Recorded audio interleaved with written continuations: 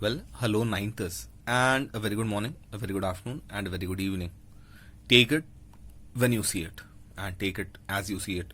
So, hoping you all had a very good geography examination, the first semester, which took place last week, and I'm hoping that you all read the questions well, answered it well, and most importantly, I am hoping you all learned something about whatever was there in the book, whatever was there in the chapters, not only following my videos, someone else's videos, but trying to learn it on your own, not just mugging up, not just asking friends or opening Google, not that way, trying to understand the concepts. If you all understand the 9th standard concepts well, I tell you all geography will become a subject which you all will love and which you all will like. Now, once again, I'm hoping this semester, whichever videos will be uploaded, you all will try to understand them. Whenever you have problems, wherever you have problems in understanding, you all will ask me by WhatsApp, over WhatsApp, over call, or in the comment section. So let us just get started. And we were talking about oceans. In the previous, whenever we had in the previous semester, there was a video which had been uploaded about oceans. And I may have said something in passing about ocean currents. You are seeing a diagram over here. And you are seeing there are so many arrow marks over here. There are so many arrows and there is so much of confusion in this diagram. This confusion is what makes up the oceans. You all are familiar with waves. You all have seen waves in videos, in pictures. You all have in movies. You all have seen waves, bathed in waves, enjoyed the waves. Whenever you all have visited any seaside town or a city or a seashore. But what are ocean currents? Ocean currents are much bigger than a wave. You all have seen a wave. A wave may be a few meters high, and the length of the wave may be once again a few feet or maybe ranging up to a few meters. But when we talk of ocean currents can be as big as 500 to 1000 kilometers, the length of it. And ocean currents travel at very high speeds. And the ocean currents, they move from one part of the world to another. And why do they move? What are the factors which influence the ocean currents? What are gyres? What are the different ocean currents? Hot currents, cold currents? How the ocean currents are classified? We'll all be talking about these things in this video and in the upcoming videos. This chapter starts with tides, but I did not move on to tide just now. We'll be talking about and discussing about tides, but before that, we'll be talking about ocean currents. Now, first of all, what are ocean currents? The definition of ocean current says that ocean current is nothing but huge mass of water and which is moving periodically or regularly from one part of the world or one part of the earth to another, and they are moving on the surface. And when the ocean current, when the water is moving on the surface, suppose this is what I'm talking about. This is the surface of the ocean, and when the water of the surface is moving, you all know that whenever we are talking of ocean, whenever we are talking of a river, or whenever we are talking of any water body, there is the surface, the topmost part, then comes the middle layer, and then there is the bottom of the ocean, bottom of the river, bottom of the lake, bottom of any water body. Now over here, when the surface water of the ocean moves from one place to another, that is what we call ocean current. And when the water which is there inside, the water which is there in the depth of the ocean, the water which is there in the ocean bed, the water which is resting on the ocean floor, when that water is moving from one place to another, that is called oceanic drift. So you have to keep this in mind.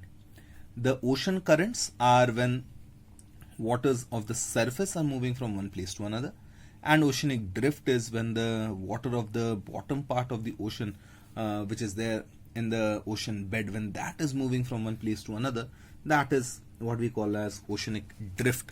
Now, why do ocean currents flow, or why do they originate? Ocean is made up of water, and water is a fluid. Back to standard 6 basics of science. We all know that fluids, they flow whenever there is a pressure difference. When there is high pressure and low pressure, when there is a difference in the pressure, fluids flow from the high pressure areas to the low pressure areas. That is what we all know about, and that is what we know about air. That is what we know about wind. That is what we know about breeze. That is what actually causes the fluids to flow. So air moves that way. Water also will be moving in a similar way, and the ocean water is also moving because there is a difference in pressure. Now, what causes this difference in pressure? Why is there difference? We'll be talking about those things. Now, before that, there are two kinds of ocean currents. First kind of ocean current, let me just come to the book. You can see over here, there are two types of ocean currents. And now, there is the warm ocean current, and then there is the cold ocean current. And what is a warm ocean current actually? The warm ocean current is, these currents flow from low latitudes, warmer areas in the tropical zone towards the higher latitudes, that is the colder areas in the temperate and the subpolar zones. So whenever water is flowing from when the waters of the ocean, they are moving from areas of, when they are moving from these areas, when they are moving from the cold, warmer areas near the tropics and near the equator, and they are moving towards the colder areas near the poles, these are the warm currents. And what are cold currents? Cold currents are nothing but when the water is moving from a relatively colder place to a warmer place, those are cold currents. So any water or the ocean currents moving from the northern areas to the southern areas, or from the poles towards the equator or towards the tropics, those are cold currents. Now, these are, whenever we talk of currents, these are nothing but, whenever we are talking of currents, these are nothing but they are actually cycles of water. As you can see over here, there's this warm water current moving up, and then it moves towards the polar areas, and when they are in the polar areas, they become cold, and then they again come towards the equator. So there is a cycle which is here. The cycle is called gyres. We'll be talking about these things in detail. Now, before that, what are the causes of ocean currents? We were talking of the pressure differences.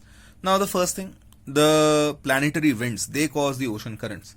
Now, planetary winds, because when we are talking of these winds, if you all remember, I had talked about this. There are, due to the difference in the pressure belts, or due to the difference in there are different pressure zones on the earth. When we discuss the atmosphere, chapter atmosphere, we'll be talking about these things in detail. But there are different pressure zones on the earth. And because of the unequal or the uneven heating of different places of the earth, you all know that the sun does not shine equally bright on all areas of the earth at the same time. If it is shining on the Tropic of Capricorn, that means the Tropic of Cancer is having winter. So the Tropic of Capricorn is hotter, and the Tropic of Capricorn will have a low pressure area, because whenever a place is hot, the air tends to rise up. And relatively, the Tropic of Cancer area will be having a higher pressure. So there are pressure differences due to the uneven or the unequal heating of the sun on the different on the different parts of the earth, on the different latitudes of the earth. And because of this, wind flows or wind blows on the earth's surface. These are the planetary winds. There are the trade winds, there are the easterlies, there are the westerlies. So these are blowing, and when they are flowing, they are moving over the ocean's surface. If this is the surface of the ocean, as these winds are moving over the ocean's surface, what is actually happening is that, you all know very well, if suppose you place a very small, you place a campus ball, or suppose you are placing many thermocol balls on the surface, or you are placing it on land, and wind blows. What happens to those thermocol balls? Those thermocol balls will start blowing or will start flowing in the direction of the wind.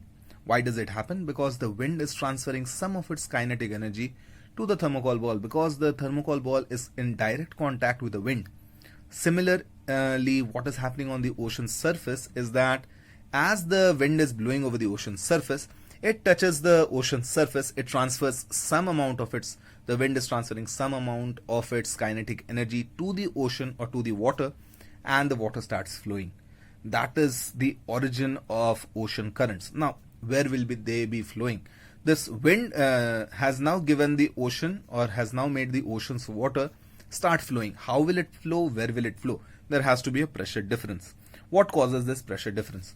The pressure difference is brought about by the variation in the temperature of the ocean water. The ocean water near the equator, near the tropical areas, these are warmer waters, because, or places where there is summer, those areas will be having warmer waters. So those areas where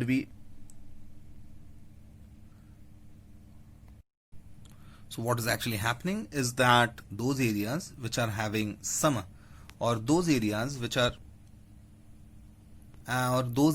which is not having summer, but where the sun is shining bright, or the places near the tropics most importantly, and the places near the equator, the water in those areas are warm. And the other places where there is winter, or areas near the poles, those areas the water is cold.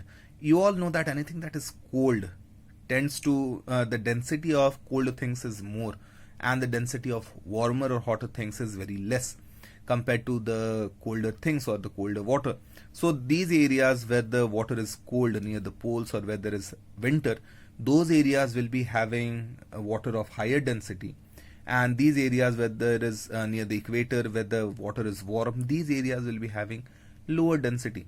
So water will be flowing from the areas of, so water over here will be flowing from the areas of lower density to the areas of higher density.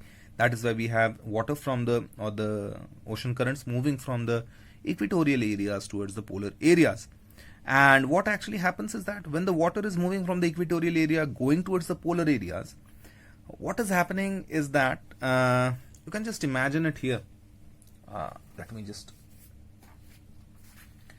if you just imagine the water is moving, suppose this is the equator, this is the pole. The water on the surface is moving towards the polar areas from the equator. As the water of the surface is moving from the equatorial areas to the polar areas, now there is more concentration of water over here. What has actually happened is that more water, or a huge volume of water, has moved from the equatorial area towards the polar area. Now there is a concentration, much more concentration of water in this polar area. So there is a lot of concentration of water in the polar area, and there is lesser concentration of water over here. So now what happens is that over here a low pressure develops, and there is lower amount of water, lesser amount of water, but a balance has to be maintained. So what happens is that water moves on the surface from the equator to the pole, and water again at the same time moves from the pole to the equator. But this water does not move on the surface, but this is the drift which is happening under the ocean, or on the ocean floor below the surface. Keep this in mind. As water moves from the equatorial area to the polar area, there will be a more concentration or a higher concentration of water in the polar area. Why? Because a huge mass of water has moved from the equator to the pole. There is a lesser mass of water over here in the equator. Why? Because a lot of water has moved from the equator to the pole. Now what will happen? So as to find the balance, because nature exists in balance, that is what we know as isostasy. Isostasy. There is this balance, there is this equilibrium everywhere in nature. So what happens is that water at the same time moves from the pole to the equator. So what happens is that if this is the equator, water moves from here to the pole. This is the pole, and from the pole to the equator again water moves. So over here what is happening? This is the surface water, and this is the ocean bed. So water is moving from the surface, on the surface from the equator to the pole, and from the pole to the equator on the ocean bed. This system is actually what is making the Earth a planet so as to where life thrives. Why? Because the water from the equator is taking the heat of the equator to the poles. So it is keeping the waters warm. It is not allowing the polar temperature to fall very low. It is taking the heat from the equatorial areas to the polar areas. And what is this cold water which is coming from the pole to the equator under the on the ocean bed or below the surface? What is this water doing? Cold water contains lots and lots of nutrients. So the nutrient rich water from the polar areas, the cold water from the polar areas which is rich in nutrients, is coming up or it is coming towards the equator. So equator warm water does not have much nutrients, lacking in nutrients, so it is getting lot of nutrients from the cold water which is moving from the poles. And the polar areas which is having very cold water, had there not been the ocean currents, these areas would have been frozen throughout the year. But what is happening is that the equator, the warm water from the equator is going towards the polar areas, and it is keeping these areas relatively warm. So this is one of the most important part about ocean currents. If you understood this part, most of the ocean current thing is clear to you all. I'll be leaving it till this because there are 3 other points. I'll not be going to those points because I want this point to settle properly so that you all understand this properly, and in the next video we'll be doing the other points. If you have any problem, please do ask me, because this is one of the most important thing, not only in geography but something which you all should know. This is what actually ocean currents are actually what is keeping the earth, making the earth habitable. It is keeping the temperature of the earth properly balanced. It is bringing monsoons, it is bringing rain, it is bringing the cold winds. So this is very, very important. Ocean currents and the air movement, the winds, the pressure differences and the atmospheric wind which is there, these are the 2 most important things which is making up or which is keeping the planet the way we see it. So please try to understand this. Go through this video again and again. If possible, go through other videos, go through other sources, but try to understand this. And if you have any problem, the comment section is always open, as is the WhatsApp, and if nothing works, you can call me up. So I'll be leaving till this. We'll be meeting. I'll be talking again and explaining other parts of this chapter in the next video. Till then, please take care, stay safe. Thank you.